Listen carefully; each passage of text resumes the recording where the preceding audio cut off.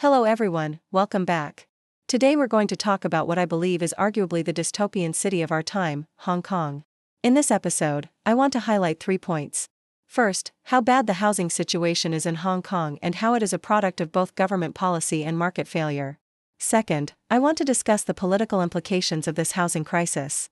And third, I want to talk about what we can expect from Hong Kong's future. But before we get started, if you haven't already, please consider supporting the channel. Now without further ado, let's get into it. Let's start with the housing situation. It is really quite bad and getting worse. According to Demographia's latest report on housing affordability, which was released at the beginning of this year, Hong Kong is the least affordable city in the world. Average housing costs in Hong Kong now stand at 18 times the average family income. For context, the second least affordable place is Seattle at 9.3 times the average income and the third least affordable place is Manhattan at 8.7 times the average income. So Hong Kong is around twice as unaffordable as the next closest cities. So just how unaffordable are these places? Well, to put it into perspective, according to the National Low-Income Housing Coalition in the United States, a household should spend no more than 30% of their monthly income on housing. If we take the median income in Hong Kong, which is approximately $3,200 a month and multiply it by 30%, we get a maximum affordable rent of $960 a month. But average rental prices in Hong Kong currently stand at $1,800 a month. So right off the bat, we can see that rents are far above what is considered affordable even for a single person, let alone a family. Now according to census data from 2021, around 20% of Hong Kong's population lives in what are known as coffin homes. These are rooms that measure less than 15 square meters and are often shared between several people. There are a few different reasons why so many people live in such terrible conditions. One is simply that there isn't enough housing. And another reason is that housing is too expensive for the majority of people living in Hong Kong. In fact, the housing shortage is so severe that one might wonder how Hong Kong was built for so many people. You see, Hong Kong is one of the most densely populated places on Earth. With over 7.4 million people living in an area of just about 1,100 square kilometers, the population density is roughly 6,700,000 people per square kilometer or 150 times the global average. To put this in perspective, the next most densely populated places on Earth are Bangladesh and Singapore, which come in at about 1,200 people per square kilometer. In other words, you could fit 5 times more people into the same amount of space as in Bangladesh or Singapore. What's interesting here is that even though Hong Kong has been densely populated for decades, land availability hasn't changed much since 1991. While the population grew by 31%, land only increased by 13%. As you can see, the blue area represents developable land and green represents undeveloped land. Between 1991 and 2021, developable land only grew by about 100 square kilometers despite a significant increase in population. That works out to an extra 15 square meters of developable land per person. By comparison, New York City added 389 square kilometers of developable land between 1990 and 2020. That's an extra 41 square meters per person. What this means is that as the population grows there is simply not enough land to build enough housing for everyone, especially considering that most of the land is either used for commercial purposes like these massive shopping malls or it's used by the wealthy elite for leisure like this golf course owned by Li Ka-shing, Hong Kong's richest man. And so because the supply of housing is so low, demand is high, prices are expensive and people are forced to live in cramped conditions. But the situation is made even worse by the fact that Hong Kong's transportation and telecommunications systems are largely controlled by these rich businessmen. This lack of competition has given these companies the power to set their own prices. And unsurprisingly, they have chosen to charge very high prices, resulting in the dystopian nightmare we see today. This brings me to my second point, which is that this housing crisis is a product of government policy. It's not just the result of market failure. You see, when we look at who owns all this land in Hong Kong, we find that the vast majority of it is owned by the government. In fact, the government owns roughly 2/3 of the land in Hong Kong.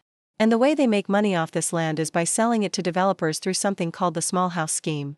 Under this program, the government will sell a plot of land to a developer for below market value under the condition that at least 20% of the units built on that land will be reserved for public housing.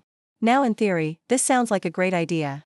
A win-win situation where the government can raise money for public housing while developers can purchase land for cheap and make a profit. However, in practice, it doesn't work out so well. You see, historically, the government would require developers to build public housing on the worst plots of land, things like land that was too small or too irregular to be economically viable. However, in recent years, developers have managed to convince the government to let them develop more valuable plots of land instead. Combine that with the fact that the government hasn't done a good job of regulating developers, and we have a recipe for disaster. Here's how it works. The government sells the developer the land for cheap. The developer builds public housing on it, but only the bare minimum required by law. After that, the developer builds as much luxury housing as possible and sells it to the rich. Then the cycle repeats itself over and over again. Now, some people might say that this is just the free market at work, but I don't think that's entirely true. You see, when we compare Hong Kong's land prices to other major cities, we find that Hong Kong is easily the most expensive. On average, land in Hong Kong costs 7 times more than in London, 8 times more than in New York, and a staggering 26 times more than in Los Angeles. And that's just the average. In prime locations, land in Hong Kong can cost as much as 130 times more than in LA. These high prices are obviously unsustainable. And what we're starting to see are signs of a complete collapse in the Hong Kong real estate market.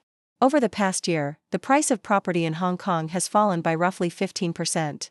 This is the largest decline since the 2008 financial crisis, and it's expected to get worse.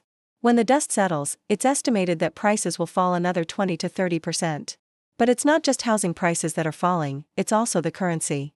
Since 2021, the Hong Kong dollar has lost nearly 10% of its value against the US dollar. Now, some of this is due to the fact that the Federal Reserve has raised interest rates, which has caused the US dollar to strengthen against most other currencies. However, the Hong Kong dollar has fared worse than most other currencies, suggesting that there are some unique factors at play here. You see, Hong Kong is experiencing what is known as a debt crisis. The private sector debt to GDP ratio has increased from 150% in 2010 to over 250% today. This means that for every $100 of economic output in Hong Kong, there is $250 worth of debt. The situation is so bad that Standard & Poor's has issued a warning that the Hong Kong economy is approaching junk status. To make matters worse, there has recently been both asset seizures and capital flight. Last year, Hong Kongers were shocked to find that a record number of companies had been delisted from the stock exchange.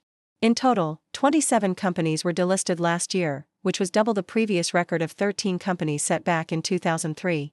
Add to that the fact that China has been seizing assets belonging to pro-democracy activists and scholars, and we begin to see why so many Hong Kongers are leaving the city. In fact, the Financial Times has reported that the rate of capital flight from Hong Kong is the highest it's ever been. And so we arrive at the third and final point of this video, which is, what does the future hold for Hong Kong?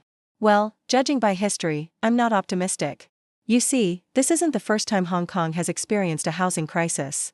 Similar situations have occurred in the past, including in the 1950s after the Chinese Communist Party came to power, forcing hundreds of thousands of refugees to flee to Hong Kong, and again in the 1980s when China began to open up to the world, attracting even more immigrants to Hong Kong.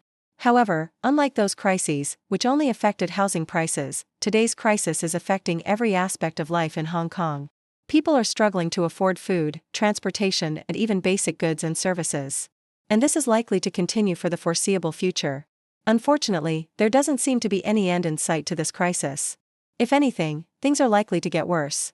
Some economists predict that housing prices in Hong Kong could rise as high as 30 times the average income. And others argue that the economy could collapse entirely. Even if that doesn't happen, Hong Kong will continue to become more and more unaffordable, pushing more and more people out of the city and into other parts of the world. Ultimately, this is a story about what happens when a free market system is left unchecked. When the government gives the wealthy elite control of the means of production, the result is always the same: dystopia. If you enjoyed this video, please consider supporting the channel. Also be sure to check out the links in the description below. Thanks for watching, and I'll see you in the next one.